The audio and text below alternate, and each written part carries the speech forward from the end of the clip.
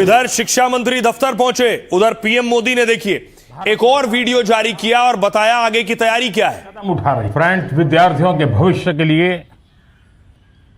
भारत सरकार लगातार अनेकविध कदम उठा रही है। जिन लोगों ने विद्यार्थियों के भविष्य के साथ खिलवाड़ किया वे जेलों में सड़ रहे हैं, फास्ट ट्रैक कोर्ट बना चुके हैं। हम कल पार्लियामेंट के अंदर भी कठोर कानूनों के प्रावधान के साथ नया कानून बनाने की दिशा में भी आगे बढ़ रहे हैं। तो पीएम मोदी कह रहे हैं टास्क फोर्स और नया कानून बनाने की दिशा में आगे बढ़ रहे हैं। दूसरी तरफ एक्शन में आ गए शिक्षा मंत्री भी। आज ही शिक्षा मंत्री ने कार्यभार संभाला और अधिकारियों के साथ बैठक की है।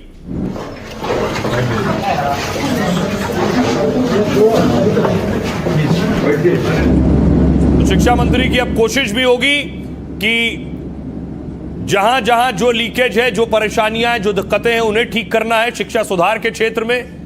और दूसरी तरफ पूरे देश की नजर भी उन पर होगी। तो देखिए जरा नए शिक्षा मंत्री ने कार्यभार संभाला और क्या क्या काम किया है। आज धर्मेंद्र प्रधान के इस्तीफे के बाद प्रहलाद जोशी ने शिक्षा मंत्रालय संभाला और शनिवार शाम करीब 8:15 पर उन्हें शिक्षा मंत्रालय का प्रभार मिला। रविवार सुबह मंत्रालय पहुंचकर उन्होंने कार्यभार संभाल लिया। पदभार संभालते ही शिक्षा मंत्रालय के वरिष्ठ अधिकारियों के साथ बैठक की। नए शिक्षा मंत्री की बैठक में केंद्रीय राज्य मंत्री जयंत चौधरी भी आपको नजर आ रहे हैं। पहली मीटिंग में शिक्षा मंत्री ने अधिकारियों को कड़ा निर्देश दिया है। कहा सरकारी काम या इंतजाम में किसी तरह की लापरवाही बर्दाश्त नहीं होगी। प्रहलाद जोशी की गिनती पीएम मोदी सरकार के वरिष्ठ मंत्री और नेताओं में होती है। खाद्य उपभोक्ता मामले और नवीन और नवीकरणीय ऊर्जा विभाग भी उनके पास है, यानी रिन्यूएबल एनर्जी डिपार्टमेंट भी वो देखते हैं। अब आपको बताऊं, प्रहलाद जोशी 2004 में पहली बार कर्नाटक के धारवाड़ से लोकसभा के सांसद हुए और फिर लगातार 5 बार वो इसी सीट से सांसद चुने गए। 2019 में पीएम मोदी की दूसरी सरकार में उन्हें संसदीय कार्य मंत्रालय मिला था। कर्नाटक के गद्दावर नेता को मोदी ने कोयला और खनन मंत्री बनाया। प्रहलाद जोशी को सरकार और संगठन में काफी भरोसेमंद और कड़क माना जाता है। कर्नाटक के ब्राह्मण प्रहलाद जोशी अपने करियर में कोई चुनाव नहीं हारे।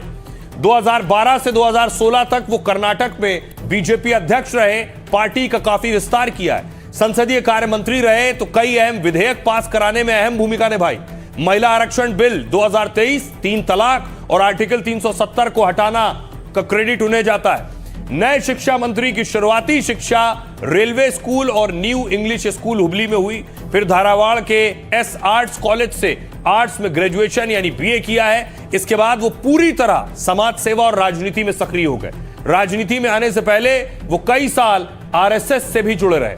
21 करोड़ की संपत्ति के मालिक प्रहलाद जोशी के पास अपनी कोई गाड़ी और कार नहीं है। सुनिए जरा क्या कुछ कह रहे हैं नए शिक्षा मंत्री। माननीय प्रधानमंत्री जी ने पूरा विश्वास रख के मुझे ये जिम्मेदारी सौंपा है। पूरा डिटेल्स जो भी इधर अभी हमको देखना है, निर्णय लेना है, इस सब के बारे में इंफॉर्मेशन देने का और पूरा मिनिस्ट्री समझने का कोशिश मैंने किया हूँ। बेहतर शिक्षा मंत्री लाते तो लोग कहते कि धर्मेंद्र प्रधान अब ऐसा लाए हैं जो संसदीय कार्य विभाग देख रहा था। हमने अपनी आंखों से देखा, नहीं चला पाया, मोदी जी निकाल दिया उसको। और मंत्रालय दिए, नहीं कर पाए, निकाल दिए उसको। अब जानबूझ कर दिया गया है कि उससे छोटी लाइन खींचो जब ऊपर वाली बड़ी दिखाई पड़े। तो ये तो धर्मेंद्र प्रधान से ज्यादा भ्रष्ट और अक्षम है। देखिए, प्रहलाद जोशी एक टेम्पररी एजुकेशन मिनिस्टर है। एजुकेशन मिनिस्टर की सर्च और रिसर्च सरकार में चल रही है और best education minister Devendra Fadnavis हो सकते हैं, ये उसके ऊपर मोदी जी ने मन बना लिया है हमारी जानकारी। उनको अतिरिक्त प्रभार के रूप में दिया गया है शिक्षा मंत्रालय। लेकिन शिक्षा मंत्रालय में आमूलचूल परिवर्तन की आवश्यकता है।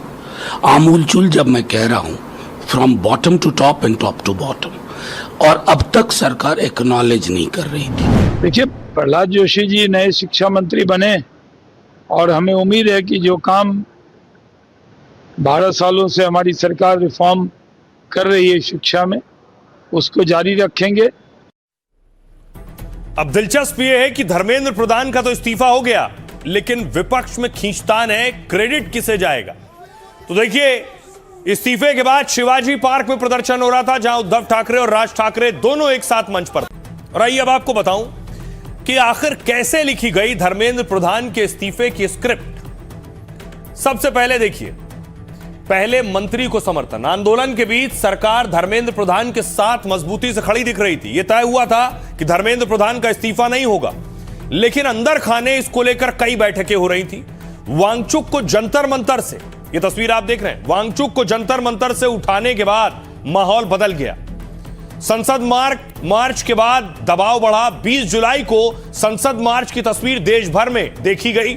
इसके बाद आंदोलन के समर्थन में लोग और जुटने लगे। सरकार और कॉकरोच जनता पार्टी में 2 राउंड की बैठक भी हो चुकी थी, लेकिन कॉकरोच जनता पार्टी धर्मेंद्र प्रधान के इस्तीफे पर अड़ी थी। उसके बाद देखिए, विपक्ष ने मोर्चेबंदी शुरू कर दी। दूसरी तरफ संसद में विपक्ष इस मांग पर अड़ा हुआ था कि राहुल और अखिलेश हर दिन इस मुद्दे पर सरकार को घेर रहे थे। सरकार आंदोलनकारियों और विपक्ष के साथ 2 मोर्चों पर भिड़ी।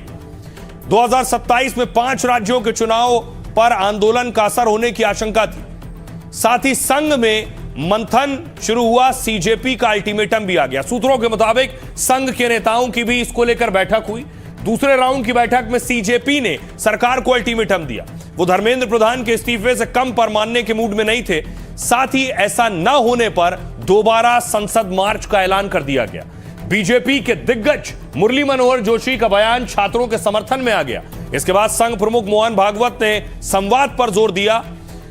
देश में फैली आंदोलन की आग। आंदोलन जंतर मंतर से होते हुए उसके बाद कई राज्यों तक पहुंच चुका था। साथ ही इसमें अधिकतर युवा थे जो आंदोलन में शामिल थे। 2014, 2019 और 2024 में जीत में इन वोटरों का अहम योगदान रहा। एनडीए की जीत में बीजेपी इन वोटर्स को नाराज करने का रिस्क नहीं लेना चाहती थी। तीसरे राउंड की बैठक से पहले धर्मेंद्र प्रधान ने इस्तीफा दे दिया।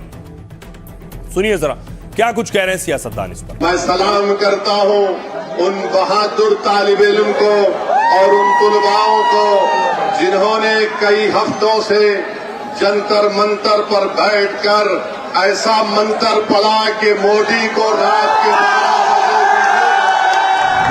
बजे ये चाह रहे थे अराजकता फैलाना। नरेंद्र मोदी युवाओं के भविष्य के साथ संवेदनशील है। वो देश की चिंता करते हैं और वो जीत और हार से चिंता करते हैं। अंतर इतना ही। यही तो देश की ताकत है, यही नया भारत है जो सवाल पूछता है। और सवाल सरकार से पूछना जरूरी है, जवाब सरकार से आना जरूरी है। अगर नहीं आया तो ऐसी बड़ी बड़ी घटनाएं होती रहती हैं। अभी तो आंदोलन खत्म हो गया, अभी तो ये क्या चालू है, ये क्रेडिट लेने की बात है। और वांगचुक जी की जो पत्नी है, उन्होंने खुद ही कहा था कि ये कांग्रेस की नौटंकी है, ये कांग्रेस का तमाशा है। क्या है, जंतर मंतर में आंदोलन बैठे हैं और राहुल गांधी जाते हैं प्रधानमंत्री के निवास पर। क्या है ये धर्मेंद्र जी का इस्तीफा उन सब विदेशी ताकतों को जो देश में हिंसा कराना चाहते थे, बांग्लादेश की तरह, श्रीलंका की तरह, उनके मंसूबे खत्म हो गए। और इसलिए मैं मानता हूं कि धर्मेंद्र प्रधान जी ने जो काम किया है उसके लिए मैं उनको बधाई भी देता हूं। अब सवाल यह है कि प्रदर्शन तो खत्म हो गया, मंत्री जी का इस्तीफा भी हो गया, अब अगला क्या कुछ कर रहे हैं सीजेपी के चीफ दीपके आज पहुंचे एक बड़े वकील से मिलने के लिए। यह तस्वीर आप देख रहे हैं। अभिजीत दीपके पहुंचे हैं कपिल सिब्बल के आवास पर।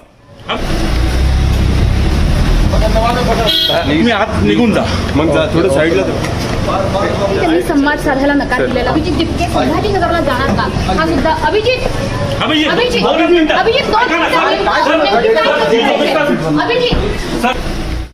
अब देखिए दीपके का आगे का प्लान क्या है, पार्टी उनकी क्या करने वाली है। आंदोलन के बाद सीजेपी अगले प्लान पर काम कर रही है। इसलिए तो शिक्षा मंत्री धर्मेंद्र प्रधान के इस्तीफे के बाद अब सीजेपी के फाउंडर कानूनी कार्रवाई से बचने में लगे। तभी तो दीपके ने वकील कपिल सिब्बल से मुलाकात की। दिल्ली में अभिजीत दीपके सिब्बल के घर पहुंचे, जहां दोनों के बीच कई मुद्दों पर बातचीत होने का दावा है। कहा यह जा रहा है कि आंदोलन में जिन लोगों पर केस दर्ज हुए उसको लेकर आगे की कानूनी कार्रवाई पर मंथन हुआ, क्योंकि सीजेपी चाहती है कि सब पर एफआईआर दर्ज, जो एफआईआर हुई वो वापस ली जाए। ये मांग उन्होंने सरकार से भी रखी है, जिसे माना गया है। हालांकि केस वापसी का कोई ब्लूप्रिंट सामने नहीं आया है। ऐसे में सीजेपी इस मामले में कपिल सिब्बल से कानूनी सलाह ले रही है, क्योंकि दीपके ने कहा है कि धर्मेंद्र प्रधान तो पहला विकेट है। वो कह रहे हैं, उन्होंने दावा किया, हम यहीं नहीं रुकेंगे, ये बस शुरुआत है। राजनीति के मोर्चे पर फिलहाल सीजेपी ने बड़ा प्लान नहीं बताया अब तक, मगर उनके दावों के मुताबिक वो शिक्षा में सुधार पर काम करेंगे। इसके लिए यूपी, बिहार समेत कई जगह आंदोलन कर सकते हैं। सीजेपी ने यूपी में पेपर लीक के खिलाफ आंदोलन की चेतावनी दी। दीपके खुद कह चुके हैं कि दिल्ली के बाद बिहार भी जाऊंगा। एक और अहम बात यह कि मुझे हीरो मत बनाओ, दीपके कहते हैं। एक शख्स को हीरो बनाने से देश को बहुत बड़ा नुकसान हुआ है। पीएम मोदी पर अटैक करते हैं, वो सुनिए जरा दीपके क्या कह रहे हैं। जितने भी लोग जंतर मंतर पर बने रहे for 37 days, I want to thank each and every one of you, and I want to tell you that I really appreciate what you did for this country. और जिन लोगों ने हम पर डाउट किया, हमें क्रिटिसाइज करा या हमसे सवाल किए कि आप लोग सीरियस नहीं हो, आप लोग प्रोटेस्ट करना नहीं जानते हो, I want to thank them as well. अगर आप लोग हमें क्रिटिसाइज नहीं करते, अगर आप लोग हमसे सवाल नहीं करते, तो हमें शायद से इम्प्रूव करने का मौका नहीं मिलता। This is just a beginning. The cockroach Janta Party has a long way to go, and for sure we will go long way. This is just a beginning. तो दीपके कह रहे हैं कि अभी कॉकरोच जनता पार्टी को बहुत काम करना है, शिक्षा के क्षेत्र में काम करना है। दूसरी तरफ देखिए, उनके घर, उनके परिवार से मिलने के लिए आज महाराष्ट्र के एक मंत्री पहुंचे।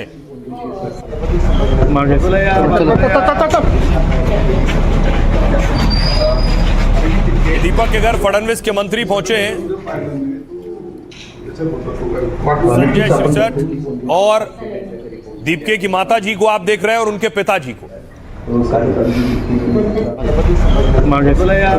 इस पूरे आंदोलन में 4 बड़े चेहरे थे जो इस आंदोलन को लीड कर रहे थे। कौन है वो? सबसे पहले अभिजीत दीपके, कॉकरोच जनता पार्टी के संस्थापक। सीजेआई की एक टिप्पणी के बाद पार्टी बनाने का ऐलान किया। 2 महीने में सोशल मीडिया पर 2 करोड़ से ज्यादा फॉलोअर्स हो गए। कॉकरोच जनता पार्टी बनाने वाले अभिजीत पत्रकारिता कर चुके हैं, अमेरिका के बॉस्टन यूनिवर्सिटी से पब्लिक रिलेशन की पढ़ाई की है। दीपके के पास राजनीतिक संदेशों को वायरल करने का पुराना अनुभव है। साल 2020 से 2022 के बीच में आम आदमी पार्टी के सोशल मीडिया टीम में थे और पहली बार ऑनलाइन गुस्से को बड़े आंदोलन के रूप में खड़ा किया। महाराष्ट्र के संभाजी नगर के रहने वाले दीपके का राजनीति से कोई लेना देना नहीं। उनके पिता रिटायर्ड इंजीनियर, चाहते हैं कि बेटा समाज सेवा करे, सियासत न करे। दीपक की माताजी भी चाहती हैं कि बेटा सुरक्षित रहे और राजनीति से दूर रहे। अगला नाम है नेहा बोरा। नेहा बोरा जेएनयू से पीएचडी कर रही हैं, लेफ्ट विंग आयसा की अध्यक्ष हैं। जंतर मंतर में जमीनी स्तर पर छात्रों की आवाज बुलंद की है, आंदोलन से जुड़ी जानकारी लोगों और छात्र संगठनों तक पहुंचाई। कड़े तेवर, भाषण और 23 दिनों तक अनशन से चर्चा में आ गई। नेहा के साथ जेएनयू के और दूसरे संस्थानों के छात्र भी जुड़ने लगे। एक और नाम सौरभ दास का है। खोजी पत्रकार सौरभ दास ने सीजेपी के मुख्य प्रवक्ता का रोल निभाया। प्रदर्शन की तारीख, मांग और सरकार से संवाद की लाइन स्पष्ट की। हिंसा, पुलिस, चोटों और आंदोलन में फैली अफवाहों का जवाब दिया। दिल्ली के सौरभ दास ने एमआईटी यूनिवर्सिटी से पत्रकारिता की पढ़ाई की है। 18 साल की उम्र में आरटीआई कार्यकर्ता के तौर पर खास पहचान बना ली थी। एक और नाम आशुतोष राका ने छात्र आंदोलन के एजेंडे को संभाला। शिक्षा मंत्री का इस्तीफा, मुआवजा और केस वापसी का मुद्दा रखा। राका ने राजनीतिक दलों को आंदोलन पर हावी नहीं होने दिया। जयपुर के रहने वाले आशुतोष आईआईटी कानपुर से इन्होंने पढ़ाई की है और बाद में लंदन स्कूल ऑफ इकोनॉमिक्स से उच्च शिक्षा हासिल की है। लंदन में एक कंपनी के सलाहकार और कॉरपोरेट क्षेत्र में काम किया है। भारत लौटने पर पर्यावरण और समाज सेवा से जुड़े कार्यक्रमों में जुटे। आइए अब आपको सुनवाता हूं, सुनिए जरा। आपको लिए चलता हूं महाराष्ट्र। दीपके के माताजी और पिताजी क्या कह रहे हैं वो सुनिए। वो हट्टी था ना, इसलिए वो डिमांड पूरी करने वाला ही था। मैं उसको नहीं बोली थी, मगर वो नहीं बोला मम्मी जब तक राजीनामा नहीं होता जब तक मैं घर पे नहीं आता है। मुझे वो बोला भी, मगर मैंने बोली नहीं कि इसको बोली जानते हो बहुत हट्टी है। बोले नहीं मम्मी पापा हाथ पुरा सकते हैं, सरकार नहीं हाथ पुरा सकती। नहीं बोले उनको हाथ ये करना ही पड़ेगा, बोले बच्चों का हाथ है ये, उनको पूरा करना ही पड़ेगा। बोले पहले बहुत बोले तो पहले डर लग रहा था, अपना बच्चा अकेला उधर है, बच्चों भी है, मगर थोड़ा सा डर लगा था। अभी अच्छा लग रहा है, बहुत अच्छा लगा। जो पहला मूवमेंट चालू किया उसके मूवमेंट की पहली जीत है। उसके लिए मुझे गर्व है कि मैं अभिजीत का पिता हूँ। तो उसको सपोर्ट करने वाले जो बच्चे थे उसके जैन जी थे, उन्होंने भी बहुत वो रटके रखा, उसके साथ नहीं छोड़ा।